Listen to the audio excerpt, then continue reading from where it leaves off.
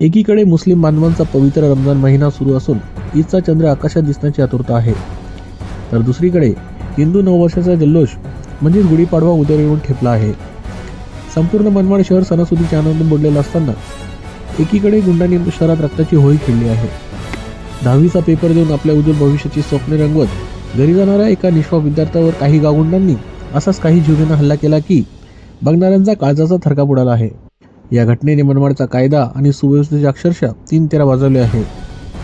मिळालेल्या माहितीनुसार आदिव अक्रम हा 10वीचा विद्यार्थी आपल्या बोर्डचा पेपर द्यायला गेला होता. हातात पेन, डोक्यात परीक्षेचं टेन्शन असलेल्या या पोरावर अचानक 3 जणांनी हल्ला चढवला. चेतन देवीदास कळवर, साईनाथ देवीदास कळवर आणि देवीदास कळवर या त्रिकुटाने आदिलला गाठले आणि बेधन मारहाण सुरू केली.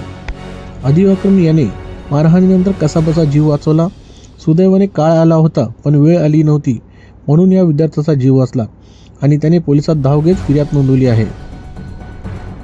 लोकशाही क्षेत्रासाठी जाकीर शेख, मनमाड.